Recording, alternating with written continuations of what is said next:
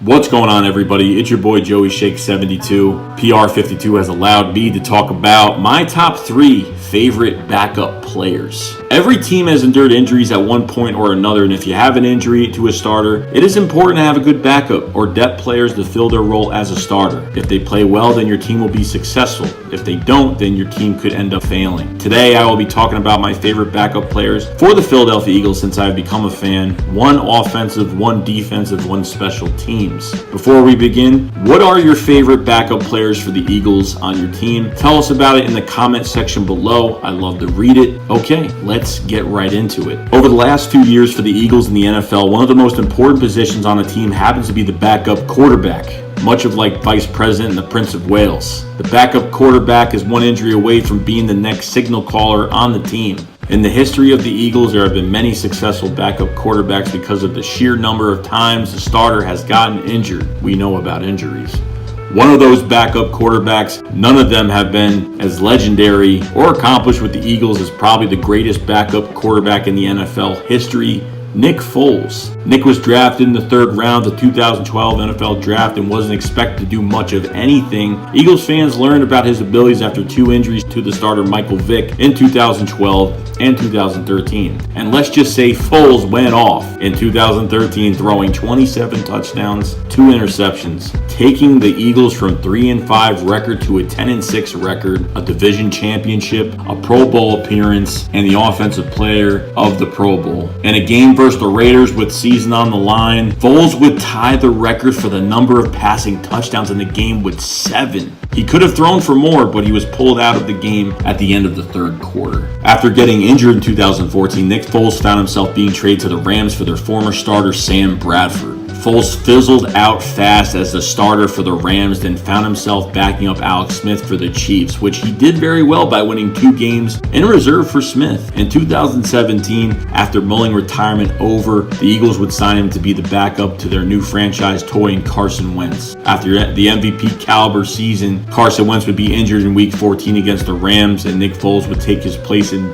mediocre fashion until the NFC Championship game, where he went off for 300 passing yards and 3 touchdowns. And then in the Super Bowl, he would throw for over 300 yards, pass for 3 touchdowns, be the first quarterback in Super Bowl history to catch a pass, and win a Super Bowl MVP. To end his time with the Eagles, Nick Foles would have a statue of him and Doug Peterson erected by Bud Light outside of Lincoln Financial Field. He would also take over for Wentz again at the end of 2018 season, which included 2 games versus the Rams and the Texans that the Eagles needed to win. Because of the upset wins, the Eagles would be 6th seed in the playoffs, which included a 16-15 win over the Bears in the double doink game, an admirable performance in the 2014 loss to the Saints in the divisional round. Had Alshon Jeffrey caught that ball, the Eagles might have gone back to the Super Bowl, and Foles would be the Eagles quarterback and not Wentz. A wet dream of Alex 770333705, the copy pasta troll on Twitter. However, Foles would not be re-signed by the Eagles, but instead would start for the Jaguars for a few games after getting replaced by Gardner Minshew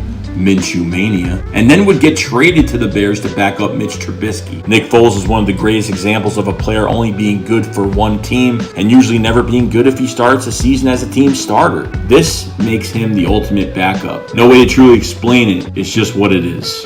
He is truly a great locker room guy, an even better teammate that helped make the dream come true for all Eagles fans. On the defensive side of the ball, I'm going to go with Aqua Parker, who is also called Aqua Thomas, from 2005 to 2007. Because of a name change, Parker was very good in reserve for Javon Curse when he got injured in Week 2 of the 2006 season, where he would record 6 sacks, and by 2008, Aqua Parker would find himself as a starter at defensive end opposite Trent Cole. 2008 was one of the better seasons as he recorded 5 total sacks and also intercepted 49ers quarterback J.T. O'Sullivan for the touchdown while in zone coverage, which is very rare for a defensive end to do. Eventually, Parker would find himself as a backup defensive end after the Eagles drafted Brandon Graham from Michigan, and by 2011, he found himself even further down the depth chart behind Trent Cole, Jason Babin, and Brandon Graham. This didn't take away from Aqua Parker's drive to succeed through, because while he did cost the Eagles a chance to beat the Bills after going offsides by accident, he did record 2 fumble recoveries for touchdowns. One in week 1 against St. Louis Rams, where he recovered a Sam Bradford's fumble in the red zone and returned it all the way the other direction. And then at the end of the season against the Jets, where he recovered a San Antonio Holmes fumble return for the touchdown. After the Eagles failed to reach the playoffs in 2011, unfortunately, Parker was signed with the Browns, where he didn't start a single game, but played decently as a backup like he always had.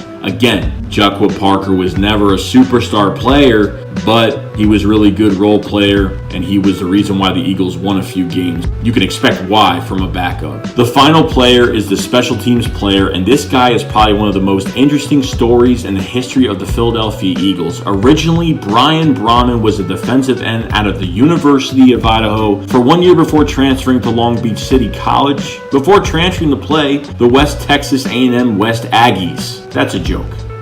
What isn't a joke is the fact that he was suspended at West Texas A&M for possessing and manufacturing magic mushrooms. Brahmin would be an undrafted free agent to the Houston Texans in 2011, and he would make most of his situation, mostly playing on special teams where he would be an intense player. He would be signed to the Eagles in 2014, where he would most likely play on special teams. But he would greatly excel that season when it came to blocking punts. In that season, he would either block or help to block 4 punts with the team. 1 against the 49ers, 1 against the Rams, 1 against the Seahawks, and 1 against the Giants, 3 of which went for touchdowns. After playing with the Eagles until the end of 2016, the Eagles would not choose to re-sign the underweight defensive end. However, they would have a spot for him on the Super Bowl 52 roster where he would help the Eagles bring home their first ever ring. Much like Nick Foles, except he would play on special teams. Brahmin was known as a fan favorite, as he always resembled Thor with his long hair.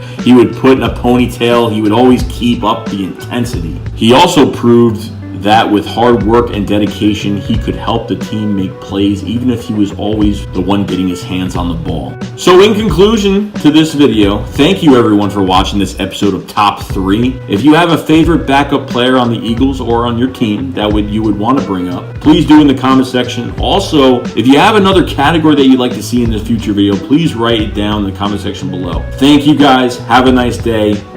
Shake Squad up. Fly, O's fly. See you guys later.